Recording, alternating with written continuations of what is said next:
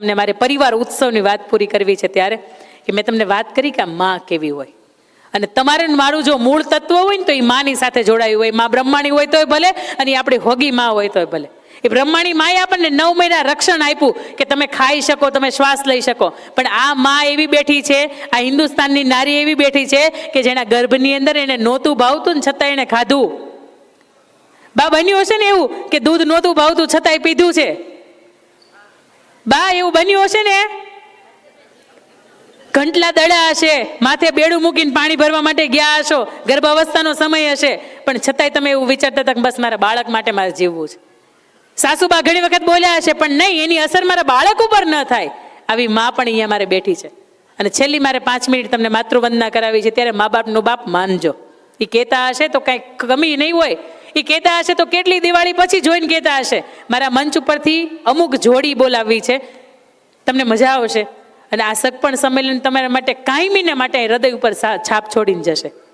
કદાચ 1978થી ચાલતું હશે પણ મને એટલી ખાતરી છે કે આ 2025નું સગપણ સંમેલન છે ને એને તમે કાયમી માટે યાદ કરશો. ભલે કદાચ તમારા દીકરા કે દીકરીઓના સગપણ આમાં થાય ન થાય એ પછીની વાત છે, પણ પરિવાર વ્યવસ્થા તૂટે નહીં ને મારી એની પણ મુખ્ય ઉદ્દેશ છે. હું ઈચ્છું છું કે મંચ ઉપર એક સાસુ અને એક વહુની જોડી આવજો. એક સાસુ ને વહુની જોડી આવજો. હા, જો મારે બોલાવવું નથી, તમારી પાસે કશું નથી બોલાવું, તમે ચિંતા ન કરો, આવો. કારણ કે તમને મને બધાને જમવાનો સમય થયો છે. એક સાસુ વહુની જોડી આવજો, એક દેરાણીની એક જેઠાણીની જોડી આવજો, એક નણંદની ને ભાભીની જોડી આવજો. મને ખબર તમને બધાને બને છે, હા બને છે, મને ખબર છે. અને બનતા હોય ને એટલે સરસ મજાનો અહીંયા આવવામાં કાંઈ વાંધો નહીં. તમે હા બે જ પહેરાવ્યો છે ને એની ઉપર તો આમ મારું દિલ ગાર્ડન થઈ જાય.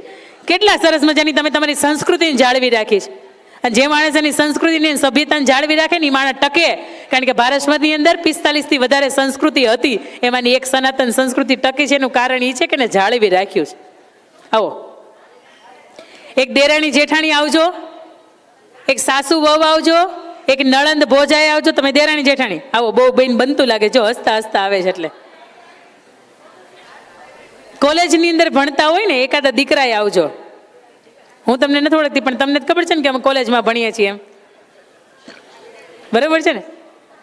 કોલેજમાં ભણતા હોય ને એવા 2 દીકરાઓ એના મમ્મીને લઈને, હમણાં તો અહીં બહુ આવ્યા હતા, તમારો નંબર આવતો હતો ત્યારે તો હક પણ બાકી હતા, એ જ આવજો. કોલેજ પૂરી થઈ ગઈ હોય તો હાલશે મારે, હું તમારી પાસે બોલાવીશ ને એટલે ચિંતા નહીં કરતા.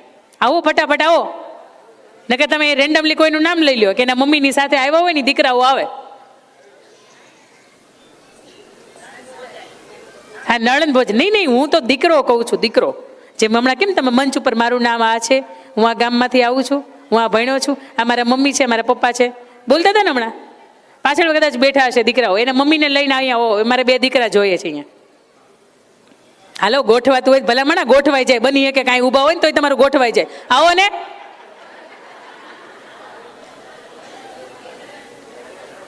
બે દીકરીઓ આવો કે જેના સગપણ બાકી હોય એના પપ્પાને લઈને આવો. મને તમે 2 કલાકથી જોવો છો, હવે મને નહીં જોતા. હું જે કહું છું ને એ કરો. 2 દીકરીઓ કે જેના સગપણ બાકી હોય અને એના પપ્પા અહીંયા હાજર હોય તો પપ્પાને લઈને આવો. જરી કે શરમ નહીં રાખતા, હું તમને બોલવા નહીં આપું. બોલવા માટે છેક મેં સુરતથી અહીં છે કે આવી જો ફેરો ખાધો છે. કઈ જોડી આવી? દેરાણી જેઠાણી, નળંદ ભોજાઈ, તમે સાસુ વહુ. હમણાં પેલી ઢીંગલી અહીં હતી સરસ મજાના અનાઉન્સ કરતી હતી, ક્યાં ગઈ? આવો તો બેટા, મમ્મીને લઈને આવો, તો સાસુબાને લઈને આવો, તો સાસુને લઈને આવો. તમારે જે મને 821 નંબર ક્યાં છે? રીટાબેનની દીકરી એ આવે, ક્યાં ગયા મંચ ઉપર? તો કે અંકિતાબેન આવ્યા એટલે મારે કે શાંતિ 2 દિવસથી બોલું છું, આવો.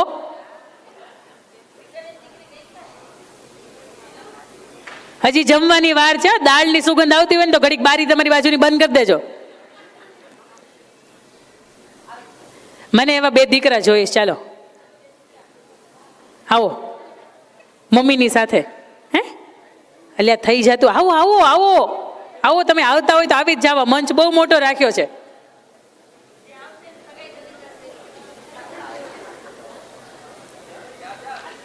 અહીંયા ઊભા છે ને તમને સમજાય કે આ લોકોનામાં સંવેદના કેટલી છે, એટલા માટે હું અહીં બોલાવું છું. જોડવા છે ઓકે, મમ્મીની સાથે આવ્યા છો. બે દીકરીઓ આવો પપ્પાની સાથે, ફટાફટ ઉતાવળ રાખજો.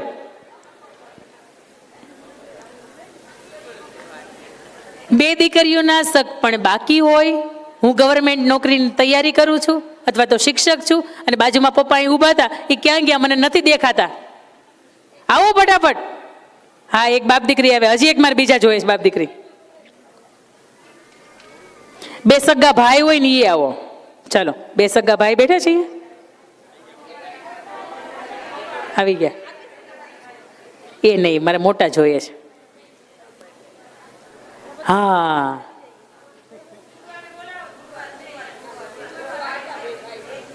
આવો. કેમ કે બે જોડવા, મારી દીકરીઓ જોડવા છે પણ નાની હશે થોડીક. મારી તો 5 વર્ષની ઢીંગલીઓ છે, નકર આપણે આઈનું કંઈક ગોઠવતા જાત.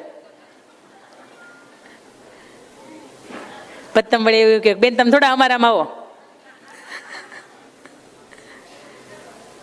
પપ્પા છે ને અહીંયા મંચ ઉપર જ હતા ને. ક્યાં છે રીટાબેન, તમારા હસબન્ડ ક્યાં છે? આવો આવો આવો આવો. તમારે હા મહેનત બેહવાનું, શાંતિથી ઊભું રહેવાનું. ઊભા રહ્યો. મને બાપ દીકરી આ એક જ જોડી છે, એ સિવાય તમે બરાબર સમજજો. મંચ ઉપર જેટલા પણ છે ને એના કેન્દ્ર બિંદુ માં છે એની. મેં છેલ્લે તમને વાત અહીંયા માં ઉપર પૂરી કરી. મેં તમને એવું કીધું હતું કે માં ઈ છે ને તો દીકરીનું જીવન ટકીએ જાય, અને માં ઈ છે ને તો દીકરીનું જીવન ડૂબીએ જાય. આ એ માતૃભાવની મારે અહીંયા પ્રગટ કરવો છે. ત્યારે અહીંયા સાસુ વહુ તો એની અંદર માં આવે, સાસુબાને માં કહેવાય. પણ આંસુ ને ત્રાસુ ને સાસુ એની સમસ્યાની વચ્ચે જો સાસુ બા બની જાય ને તો મજા આવે. અહીંયા બે મેં જોજો આ બધા જ સંબંધોની અંદર આપણા ઘરની અંદર રહેનારા સંબંધ છે, એમાં પતિ પત્ની નથી મૂક્યા. હું કામે? તમે સમજી ગયા ને? હા, તમે સમજી ગયા. તમે ડાયા છો, સમજણા છો. અહીંયા છે ને એ બાપ દીકરીની વચ્ચે હું મૂકી છે. 10 વર્ષની સમયગાળા પછી એ દીકરીનો જન્મ થયો છે. 13 વર્ષની. વાહ! એટલે કેટલી લાડકી હોય આપણને ખબર છે. આ જેના ઘરે જાય ને એને લઈને લાડકાઈ ઉઠાડવાની તેવડ હોય ને તો એને પસંદ કરજો. એના પછી બાપ દીકરી છે, બરાબર? એના પછી દેરાણી જેઠાણી. તમે એમના મમ્મી છો. તમારું પાત્ર ક્યાં છે? પકડો, જાઓ જાઓ જાઓ, એની પાસે જાઓ. તમારે એકલું નથી ઊભું રહેવાનું. તમે બે સાસુ વહુ. અરે વાહ! તમે બે દેરાણી જેઠાણી દેખાવ જ છો હરખા. ગયા જન્મમાં બેનો લાગો. તમે સાસુ વહુ, તમે સાસુ વહુ, તમે નણંદ ભોજાઈ, તમે દેરાણી જેઠાણી, તમે મા દીકરો, તમે તમે વચ્ચે આવો, તમે વચ્ચે આવો.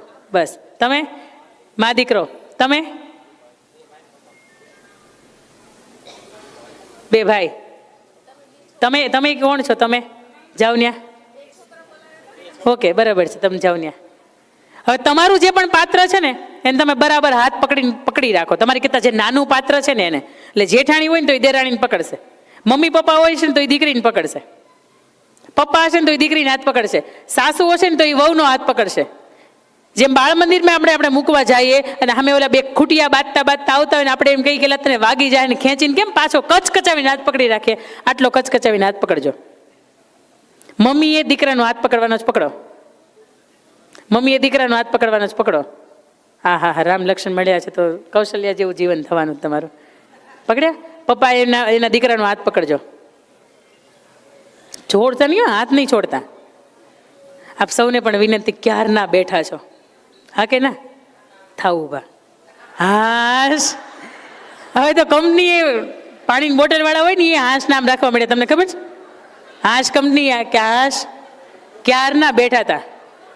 બધાય ઊભા થાજો. 3 જ મિનિટ માટે તમને ઊભા રાખવા છે. બધાય ઊભા થાજો. તમારી બાજુમાં જે ઊભું છે ને પાત્ર, એનો હાથ પકડવાનો કચકચાવીને. હા, કચકચાવીને. અહીંયા તમારે કઈ વાંધો જ નથી. અમે કેટલાય નહીં કે હાથ પકડાવીએ, અમે અમારો ન પકડીએ. કચકચાવીને, બરાબર? તમારે બધાને હવે મારે નીકળવું હોય ને મારે વિચારવું પડે કે અહીંથી હવે નીકળવું કે કેમ નીકળાશે. એવો કચકચાવીને હાથ પકડવાનો છે. આંખો બંધ કરશો.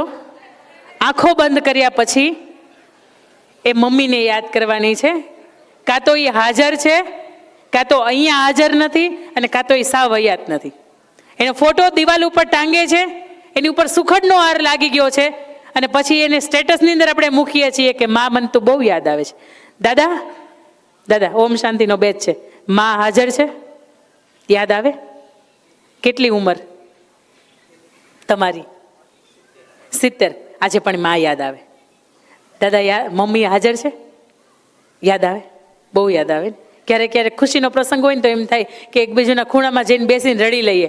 કારણ કે આપણા કેટલાય ધર્મ ગ્રંથ ખોલો ને તો હજી એ તમે બાપ બોલો ને તો મોઢું બંધ થઈ જાય. બોલો બાપ થઈ જાય ને, બોલો માં મોઢું ખુલી જાય, વ્યથાઓ ખુલી જાય. કે જેના ખોળાની અંદર તમે માથું મૂકો ને તો વિશ્વનું કોઈ પણ સંકટ હોય એ ભૂલાઈ જાય. અને લંકા જીતી લીધા પછી રાવણની લંકા હતી ને, જીતી લીધા પછી લક્ષ્મણે એવું કીધું હતું કે રોકાઈ જાય ભાઈ, આ લંકા કેવી છે જોઈને તો જાય. અને તે દિવસે રામે એવું કીધું હતું કે લક્ષ્મણ, જે શાંતિ કૌશલ્યાની ગોદની અંદર છે, જે શાંતિ સુમિત્રાની ગોદની અંદર છે, જે એવી શાંતિ તો અહીંયા લંકામાંય નથી અને એવી શાંતિ તો હિમાલયમાંય નથી. મુખેથી બોલું માં અને મને હાચે છે, નાનપણ સાંભળે પછી મોટપની મજા આ બધી કડવી લાગે કાગડા. એ નાના હતા, એ માં વઢતી હતી, એ માં ખીજાતી હતી ને તઈ આપણે નહોતું ગમતું. પણ અત્યારે એ માં જ નથી રહી ને ત્યારે પણ એ માં બહુ યાદ આવે છે. કદાચ હજી બાપનું પછી નંબર ઉપર આપું, કારણ કે એ બાપે હળવો હાથ નથી ફેરવો, એ બાપે આપણી ઉલટી સાફ નથી કરી, એ બાપે આપણી પીપી કે પોટી કદાચ સાફ નથી કરી, કે બાપે આપણે કોળિયો જમાડ્યો નથી. કારણ કે બાપ આ વ્યવસ્થામાં હતો. આર્થિક વ્યવસ્થા ક્યાંથી કરવી એની માં હતો. પણ સૌથી વધારે જો તમારા જીવનની અંદર સંસ્કારનું કોઈ સિંચન કર્યું હોય ને તો એ પાત્ર એટલે માં. અને આપણે મોટા થઈ ગયા ને એટલે આપણે એવું કહેતા શીખી ગયા કે તને નથી ખબર પડતી, પણ એને બહુ ખબર પડે છે. એ ફાટેલી સાડીમાં ચલાવી લે છે કારણ કે એને તમને બ્રાન્ડેડ પહેરાવવું છે. એ એવું કહી દે છે કે મને ઘડિયાળમાં નથી મજા આવતી, કારણ કે ઘરની અંદર ઘડિયાળ મારા દીકરા કે દીકરાની વહુની અંદર કે દીકરીના હાથની અંદર શોભે છે ને, આ એને ગમે છે. પણ એક વખત એનો હારે સંપર્ક તૂટી જાય, એક વખત એ આત્માની અંદર પરમાત્માની પાસે ચાલી જાય અને પછી તમે એને એમ કહો કે માતારી મને બહુ યાદ આવે છે, માં તું કહેતી હતી ને એ સાચું હતું પણ મેં માયનું નહોતું. પણ આ સમજાતા 30-35 વર્ષનો સમય વીતી જાય છે.